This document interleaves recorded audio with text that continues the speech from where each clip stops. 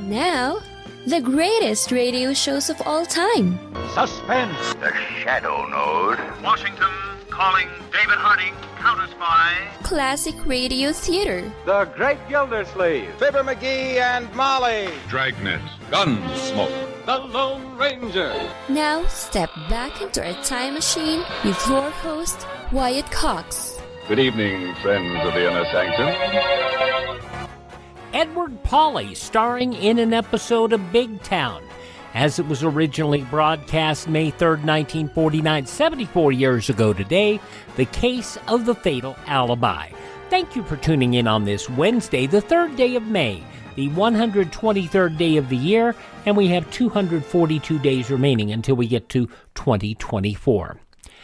Christopher Columbus first sighted land that would be called Jamaica on this date in 1494. The Great Fire of 1901 began in Jacksonville, Florida on this date. In 1937, Gone with the Wind, a novel by Margaret Mitchell, won the Pulitzer Prize for fiction. Red, you go.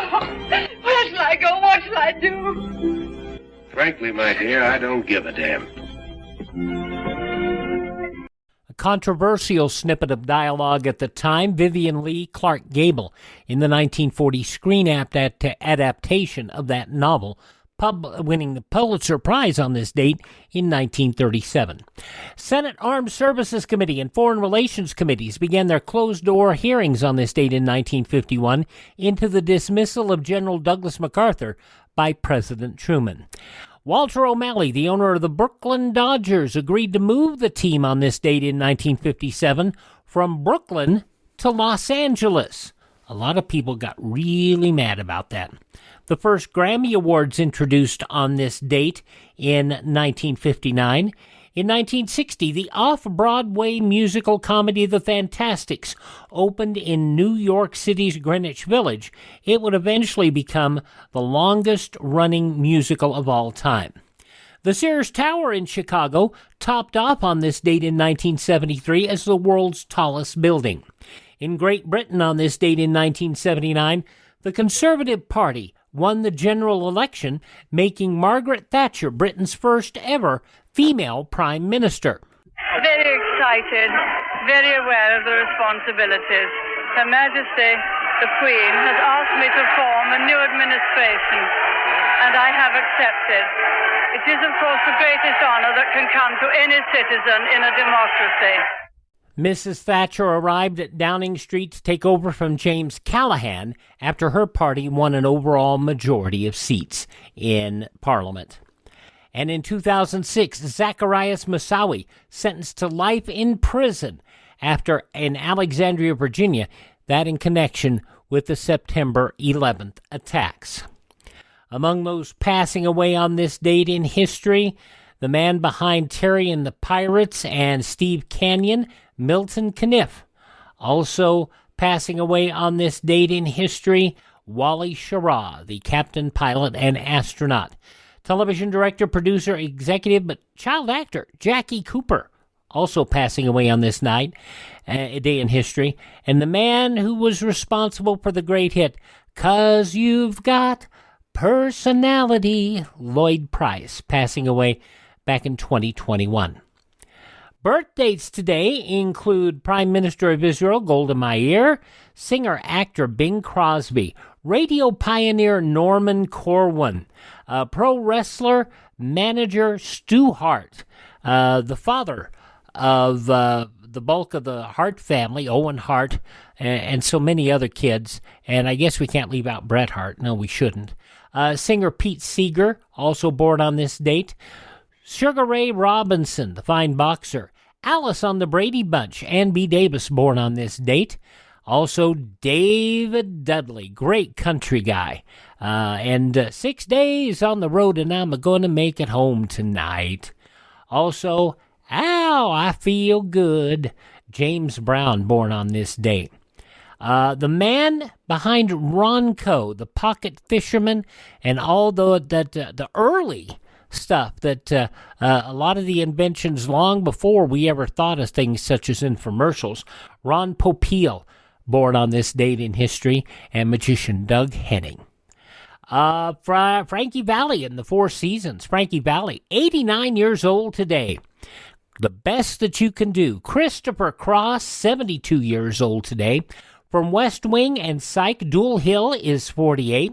From Mad Men, Christina Hendricks, also 48 today. And country singer Eric Church is 46.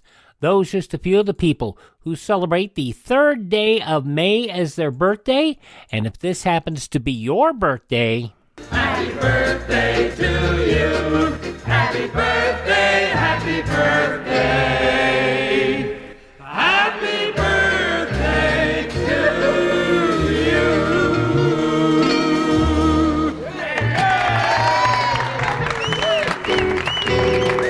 And we go back 74 years to May 3rd, 1949, Edward Pawley, starring as Steve Wilson, the editor of the Illustrated Press, in an episode of Big Town entitled The Case of the Fatal Alibi.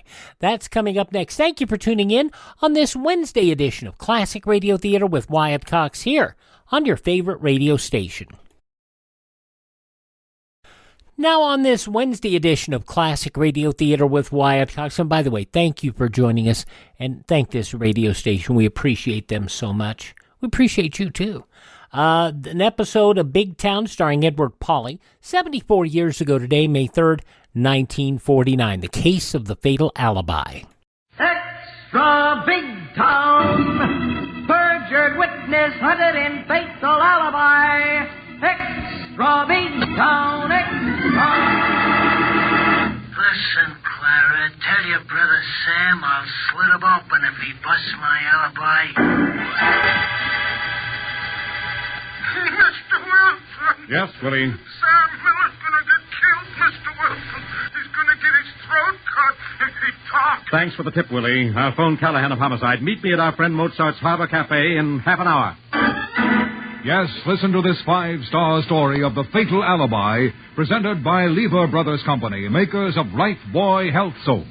Another headline drama of fighting editor Steve Wilson of the Illustrated Press, whose newspaper creed stands for freedom and justice against the forces of violence and evil. The power and the freedom of the press is a flaming sword, that it may be a faithful servant of all the people. Use it justly, hold it high, and guard it well. Now to Big Town and tonight's tense and timely story of a perjured witness who gave a fatal alibi. The false witness places himself in a no-man's land between crime and the law. And such is the case of Sam Miller, owner of a small diner near the waterfront of Big Town. How are you coming with those dishes, Willie? I'm almost done with this pile, Mr. Miller. Oh, doggone it. There goes my supper. Now I'll have to wash every dish in the diner to make up for what I broke. Forget it, Willie. We're all nervous and jumpy around here tonight. Pick up the pieces. Get yourself anything you want to eat. Oh, golly, thanks, Mr. Miller. You're just about the finest fella I ever washed dishes for my supper. For. I'm a fool, Willie. You mean on account of alibying that Rip Rawson for the knifing of that truck driver on the docks the other night? Yes, Willie. I didn't know the driver was dead when I told the police Rip Rawson was here at the diner at the time of the knifing. Well, was he here, Mr. Miller? Forget it, Willie. Get your supper. Eat it, then beat it. And forget it. Forget it. Sam, come here. What is it, Clara? Rip Rawson's here. At the counter. What's he want? He says he wants to talk to you. Hey, Sam, come on here. What do you want? First, I want a cup of Java and a piece of apple pie. Go get it while me and your brother have a talk, Clara, baby. I wouldn't be your baby if you were the last lug on earth. Go get him the coffee and pie, sis. Okay, but I hope it chokes him. What have you been telling us, Sam? Nothing. What do you want here, Rip? Guess. You tricked me into alibying you on the murder of that truck driver. Now, what else do you want? I want to make sure you don't change your story. Tell the cops maybe I wasn't here in your dog wagon eating apple pie at 10 o'clock. I'm stuck with the story. They'd nailed me for perjury if I changed it. With my rep and record, they'd nail me to the chair if you do. Oh, don't worry. I'm worrying plenty, Sam. I'm the kind of guy that worries plenty about nervous guys changing their minds. No, forget it. No. You're like a cat in a hot stove, Sam. You're scared. So I'm going to give you something to be really scared about. Yeah? What's that? You change your story, and I'll take this shiv and change your sister's pretty puss so you won't know her. Savvy? Yeah. I know what to do now. Shut up. Here's your coffee and pie. Hey, wipe up the java you spilled, baby. Wipe it up yourself. Eat your pie and get out of here and leave my brother alone. Clara. Yeah, pin her ears back, Sam.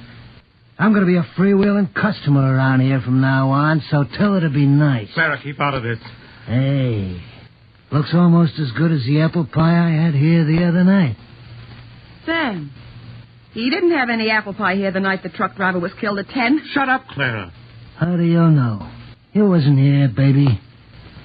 Because we were all out of pie when I left at 9 o'clock. Sam. Yes? You shut this babe's mouth. Shut it tight or I'll open it. From ear to ear.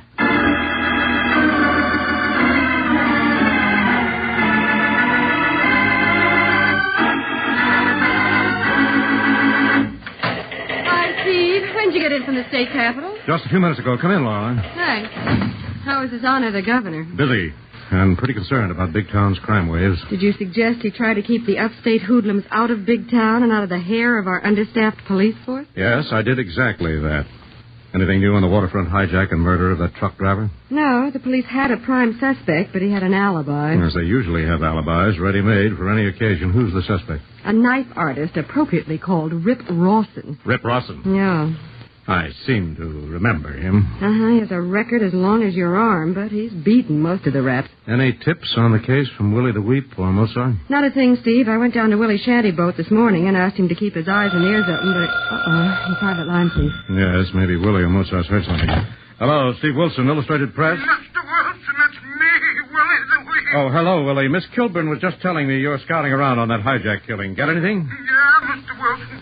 I got a notion Sam Miller, the guy that alibied Rip Rawson, is going to get himself killed. Sam Miller, the owner of the diner where Rawson claimed he was eating at the time of the killings? Yeah, Mr. Wilson. Only I know for a fact you what? How do you know that, Willie? Because I was washing dishes for my supper at Sam's just a while ago, and Rip Rawson come in. What happened, Willie? I heard that rat Rawson tell Sam's sister, that sometimes waits on the customer, that he wanted some coffee and pie, just like he had at the time of the killing the other night. Yes, go on, Willie, but take it easy. Now give me the facts.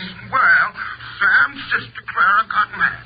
She said Rip couldn't have had any kind of pie at 10 that night. Why not? Because the diner was all out of all kinds of pie when she left at 9 o'clock. Are you sure the girl said that? Absolutely, positively, Mr. Wilson. Then what happened, Willie? What did Rawson say to that? He told Sam to shut his sister's mouth, or he slit it open from ear to ear. What did Sam Miller do? He told Miss Clara to keep quiet and wound out after Rawson, like he was scared, sick to death. Good grief. He went after Rawson alone? Yeah, he took a gun out of his cash drawer and went out, and I followed. Did he catch up with Rawson, Willie? No, Mr. Wilson. That rat was nowhere in sight.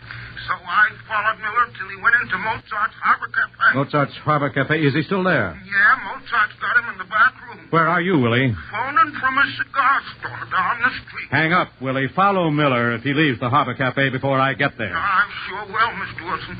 What are you going to do? I'm going to try and keep Sam Miller and his sister out of the river or the morgue. What's up, Steve? Get your hat, Laura, and I want you to go to Sam Miller's diner and stay with his sister, Clara. While you're doing what? I'm going to Mozart's Harbor Cafe and persuade Sam Miller to go to the police and exchange that fatal alibi for a new lease on his sister's life.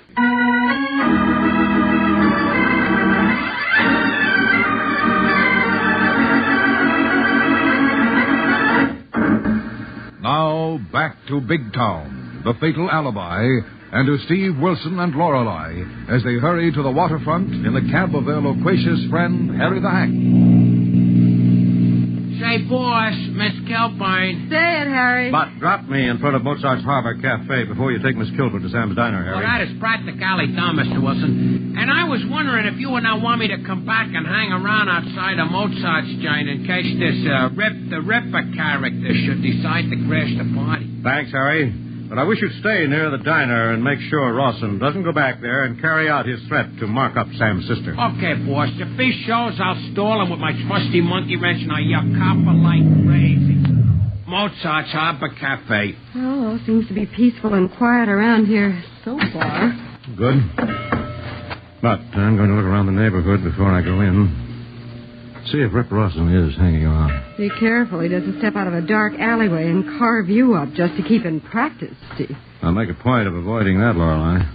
I'll get on down to Sam's Diner and stay with his sister until I phone you. Right, Steve. I'll get her story about that mysterious piece of pie while I'm waiting. Do that, Lorelei. Get going, Harry. Roll this hack.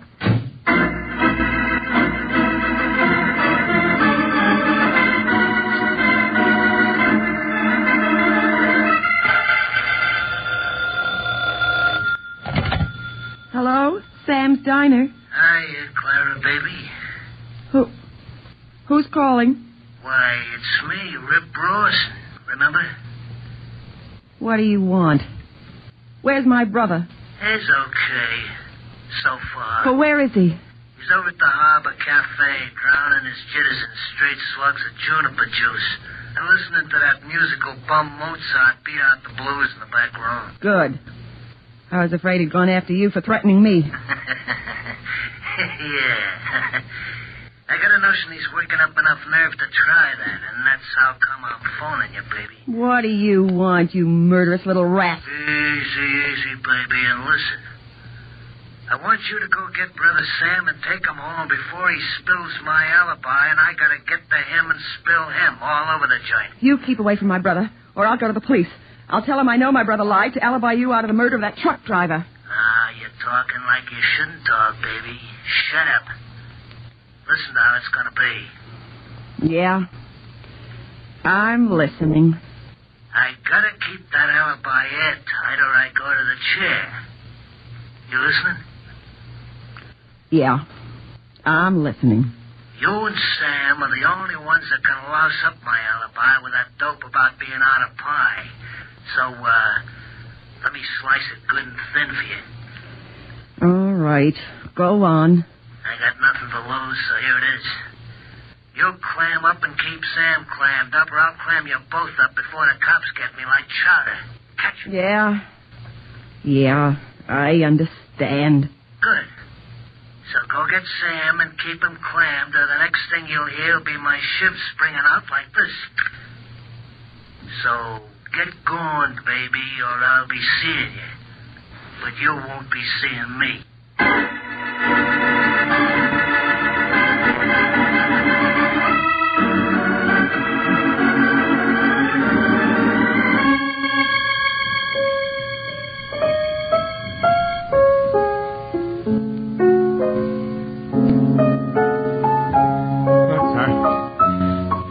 Listen, Mozart. Give me another slug. I got troubles. My nerves are all shot, and I've got something I gotta do. Sorry. No dice, Sam. The troubles you got won't fold their tents like the Arabs of song and story and silently flit away in an alcoholic mist. I know, Moz, but I'm scared. Scared. I think I'm a coward. Sam, we all get scared. We all live to taste the bitter cup of cowardice at least once before we die. Or when we die. I'm not scared for myself, Mozart. Yeah, I know. You're scared for your sister Clara. Yeah. Then you shouldn't have left her at the diner alone. Well, I told Mulligan, the cop on the beat, to watch the place. But you didn't tell him the truth about Rip Rawson's phony alibi. Why not, Sam? Because Rip came to the diner a while ago. He said he'd get Clara if I talked to the cops. Hello, Mozart. Oh, hi, Steve. I was about to phone you. Oh, Willie the Wheat beat you to it. Hello, Sam. But who are you, mister? Meet Steve Wilson of the press, Sam. Wilson? The racket about the newsie. I ain't talking. Wait a minute, Sam. I'm not here to ask you to talk. From what I hear, there's no need for you to talk. Yeah, but even being seen with you is enough. I'm getting out of here. Wait a minute, Sam. You can't run away from this thing. I'm not going to run away. I'm going to finish it. I'm going to finish this thing. Not with that gun you're obviously clutching in your hand in the pocket of that top coat. Let go of my arm, Mr. Wilson. I know you want to help, but I ain't going to risk my sister getting carved up, maybe killed, just to put Rip Rawson in the chair. Now let me go. Let me go. Wait a minute, Sam. Stop and think. And we'll give him plenty of time to think. From May 3rd, 1949, Edward Pawley in Big Town here on Classic Radio Theater with Wyatt Cox. We'll have the news from 74 years ago today following these messages from your favorite radio station.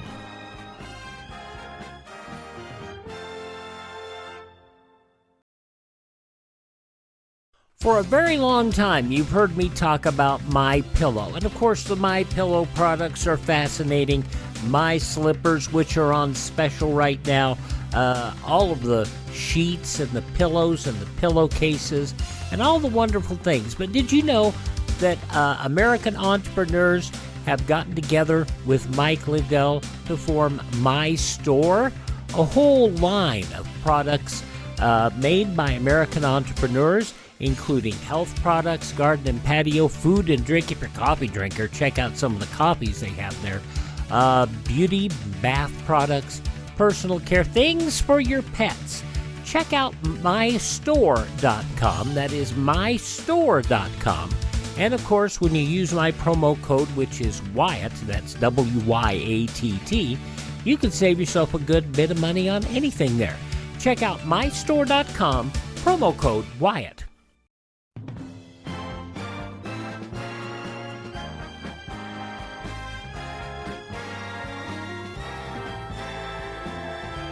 I'm Wyatt Cox. Thanks for tuning in here to Classic Radio Theater with Wyatt Cox on your favorite station.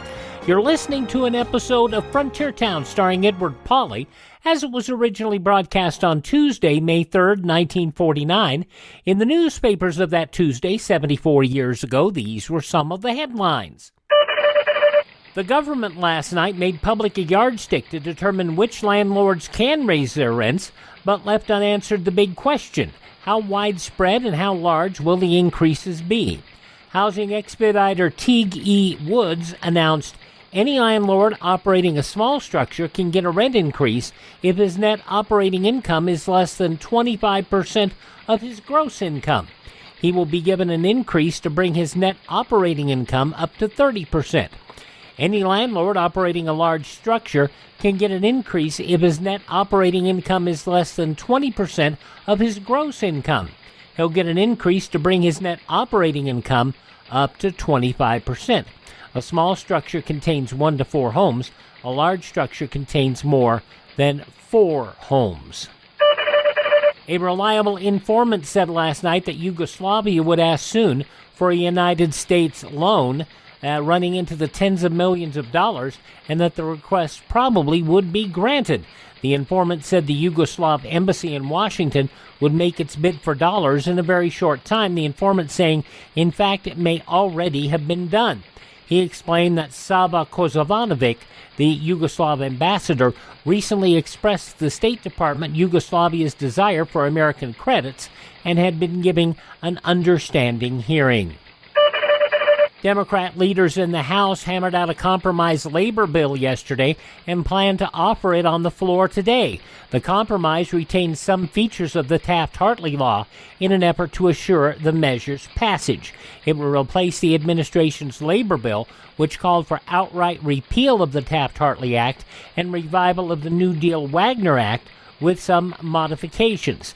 Disliking this bill, a number of Republicans and Southern Democrats have gotten behind a bill offered by Congressman Wood, the Democrat of Georgia, to repeal Taft-Hartley but reenact most of its major provisions. A big civic dinner last night honored Sergei Kozevitsky, the Russian-born conductor who's retiring after 25 years as leader of the Boston Symphony Orchestra. The audience applauded for 10 minutes at the end of his last concert Saturday night. Meanwhile, Sir Thomas Beecham, the British conductor, aroused a storm when he said at his 70th birthday party that he started making recordings 40 years ago for, and quoting, those poor wretches in the deserts of Alabama, in Missouri, and in Oshkosh who never had the advantages of our English culture. Mayor Ernest Seward of Oshkosh said, "Let Sir Thomas come here and we'll show him that Oshkosh is an arts center." As you probably heard, President Truman received only a small part of his expected $12,500 April salary check Saturday because Congress didn't get around to appropriating any more money for him. That news evoked the sympathy of David S. Wright, 84-year-old proprietor of a Dunkirk, New York seed company. He wired the president, offering to lend him the difference on your payless salary. Wright said he had advanced money to the city of Newkirk to make up deficits several times.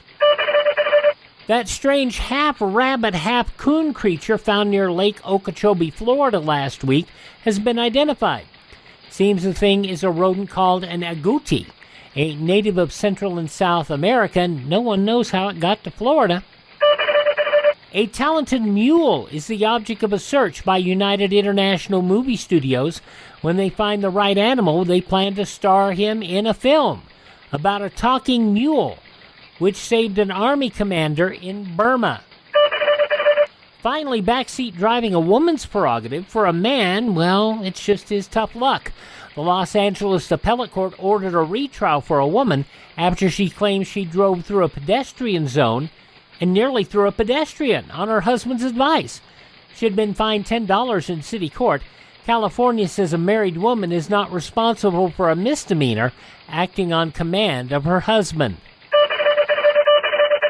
Those some of the day's top news stories as reported in the newspapers of Tuesday, May 3rd, 1949 on your radio. Big Town, which continues now on Classic Radio Theater with Wyatt Cox, as we hear the question reposed. Think about what? Are you an expert marksman? Oh, no, but... Do you really know how to handle that gun in your pocket? No. I've never had it out of the cash drawer before. Never fired it.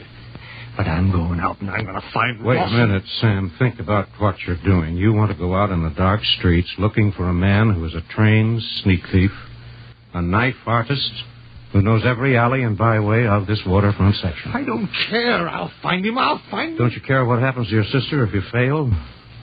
If you're killed? The cops will get him if he gets me. Yes, but perhaps not before Rawson gets to your sister, Sam. Silences her because she's the only one who can smash his alibi in the killing of that truck driver. I'll get him first. Now, let go my arm. Now, Sam. You listen to Steve. He's tangled with a lot of rats. Knows a lot of angles. No. I got to take care of this myself. I got Clara in this jam because I was a coward. Didn't know that truckee was dead when I alibied Rawson. Two wrongs don't make a right, Sam. You made one mistake. Now you want to take the law into your own hands. Go out there in the dark and hunt the man to kill him or be killed. I'll get him and turn him over to the cops. Tell the truth, smash his alibi as soon as I know he's behind bars and can't get at my sister. Use your head, Sam. Rawson has murdered once. He's set for the chair if he's taken, and you tell the truth. I know, but... Even if you find him, he won't be taken alive with that gun. You'll have to use it if he gives you a chance. Shoot to kill, or you will be committing suicide. I don't care. I'll get him. He won't have a chance to get Clara. Now let go of my arm. Let go of my arm. Sam, you put away that gun. Now don't you be a fool. You stop pointing it at Mr. Wilson. He's trying to help you. I don't need any help.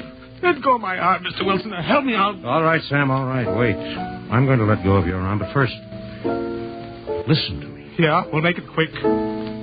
I hate to have to do this, Sam, but I've got to prove to you that it's suicide for you to walk out there, go hunting for a killer with that gun. Well, how are you going to prove it? By showing you that you don't know how to handle... Let go! Well, you trick slut, let go. I'm still going to get that gun. I'm going to get it.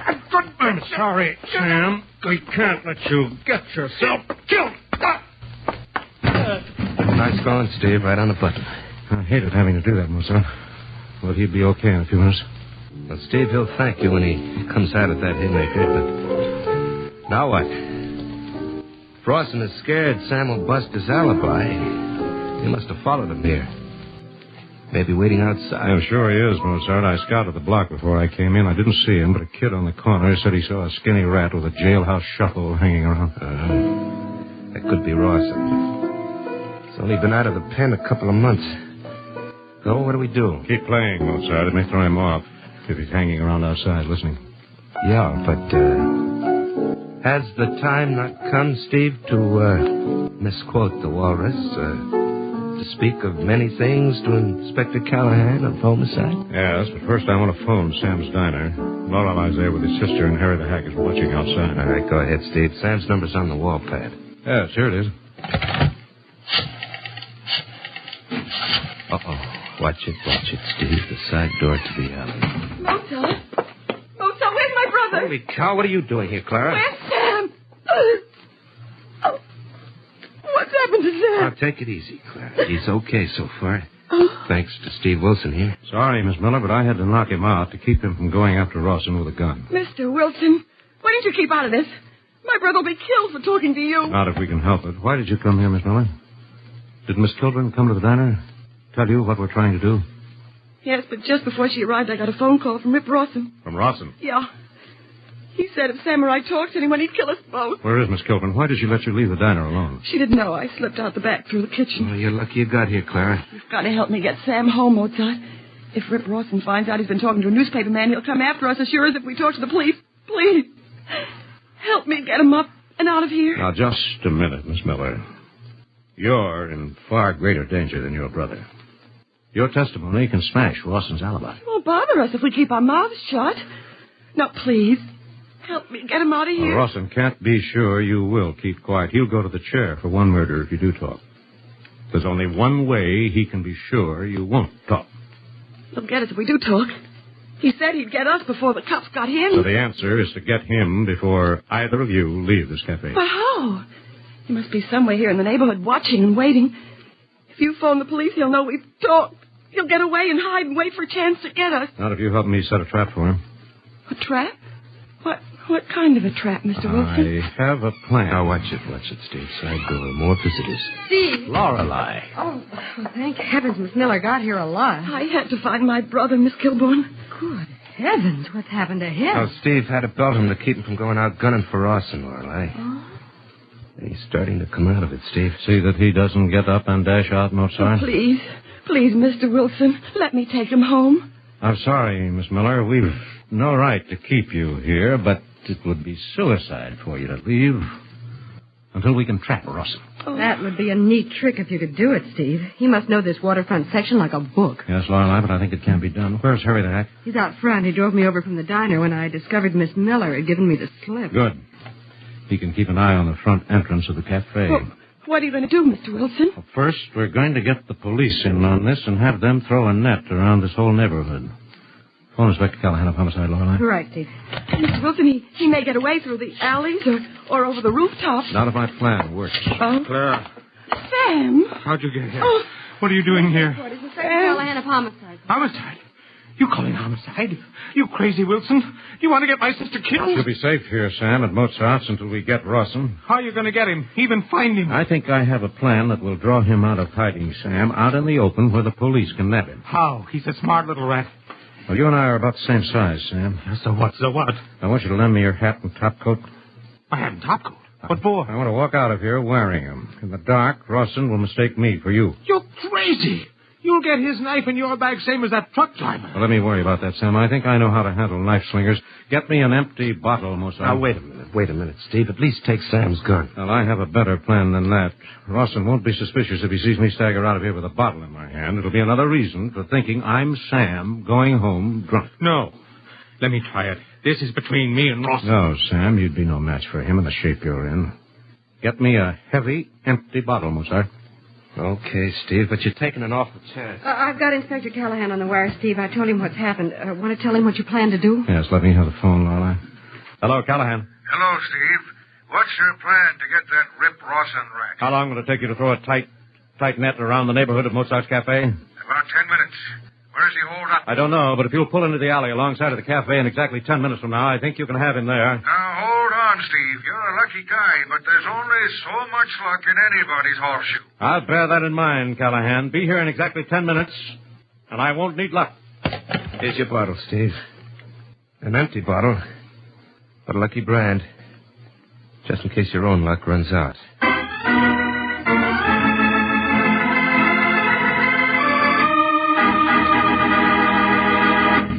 May 3rd, 1949, Big Town on Classic Radio Theater with Wyatt Cox on this Wednesday. The conclusion follows these messages. Before I get to tomorrow's show on Classic Radio Theater with Wyatt Cox, let me mention a couple of things about Big Town. From 1937 to 1942, the star of Big Town was screen star Edward G. Robinson, and he did a wonderful job on the show. But I have to tell you that when Edward Pawley took over the role in 1943 until 1952, I have to tell you that it was a different show in that the role of Steve Mitchell was more of a crime fighter, and where Edward G. Robinson did the conscience-stricken tabloid editor kind of thing, as he did in the movie 5-Star Final. But Pawley did a great job. The show was #1 among all of the reporter-type drama series on radio, and in the top 12 among all radio programs through many of the years, between 10 and 20 million listening. Big Town. Now, tomorrow on Classic Radio Theater with Wyatt Cox, we're going to have an episode of Dragnet, Jack Webb, from 69 years ago, May 4th, 1954, The Big Stop. A traffic cop has been shot in cold blood in an intersection, and for no apparent reason. We'll hear that on Thursday's Classic Radio Theater. But let's wrap up this Wednesday edition of Big Town. Edward Pawley, 74 years ago, May 3rd, 1949.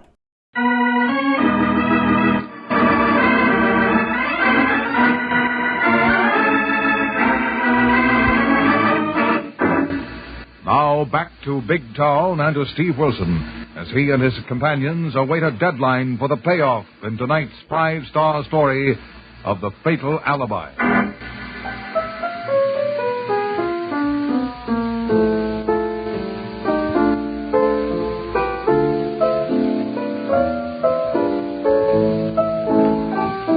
Time's running out, Steve.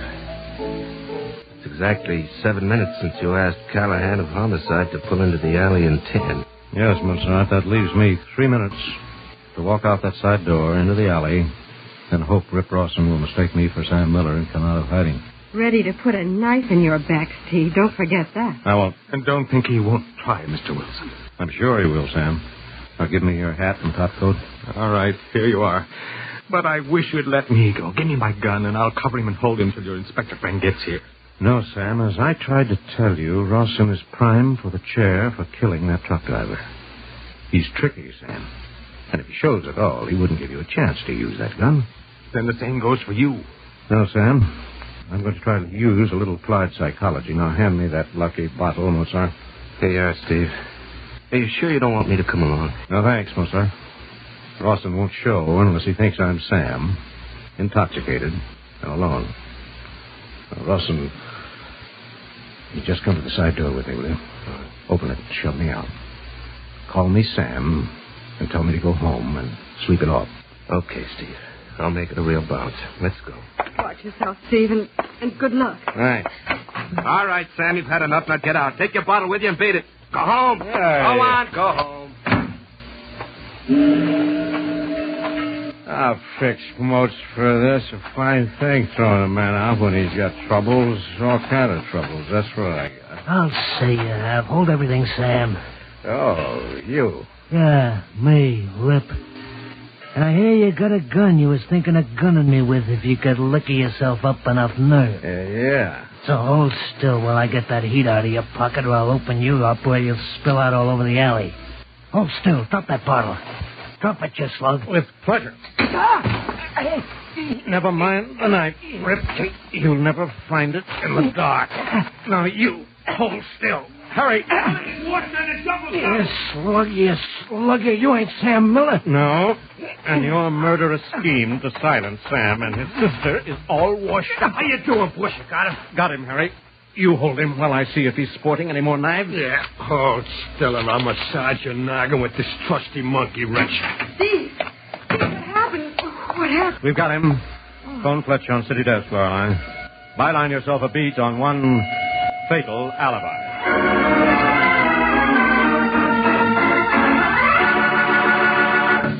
Well, that's the way it was, friends. A narrow escape for Sam Miller and his sister. But when Sam reversed his perjured alibi, Rip Rawson was arrested, tried, and convicted on a charge of murder. And, friends, back of this deadly incident is the grim lesson that any perjured testimony given on behalf of any criminal could place any of us in the same dangerous situation. How about next week's Big Town story, Steve? Well, next week there'll be another and very different story from the front pages of the Illustrated Press, and headlined, The Confession. Thank you, and good night.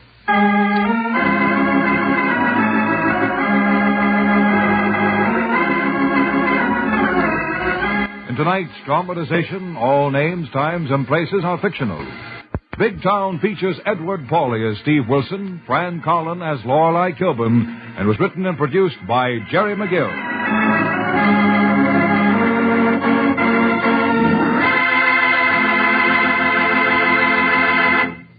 Edward Pawley, a very good, it seems it's very kitschy of a style, but it sure worked for this show. Big Town, 74 years ago today, May 3rd, 1949, here on Classic Radio Theater with Wyatt Cox. Oh, quick plug for MyPillow. Mike Lindell's closing out a number of items right now, including something that I truly, truly enjoy, and that is the all-season My Slippers. They are delightful. $25 a pair, limit 10 when you use my promo code Wyatt. $25 a pair. They are worth the $149. I have a pair at the radio station. I'd buy 2 or 3 more pairs, but they've already sold out of my size. So get over there now. MyPillow.com. Click on the radio listener special. Use my promo code Wyatt. Also bathrobes. If you want some delightful bathrobes, they have those available on clearance right now. MyPillow.com. Promo code Wyatt. And check it out. It's very good to have. Alrighty, visit my webpage, classicradio.stream, classicradio.stream, and you can buy me a copy if you like. I'd sure appreciate that. Have yourself a great day. Thank this station. Support the advertisers. Have a great Wednesday, and tell all your friends the great radio shows are right here at this spot on the dial. Classic Radio Theater with Wyatt Cox on your favorite station.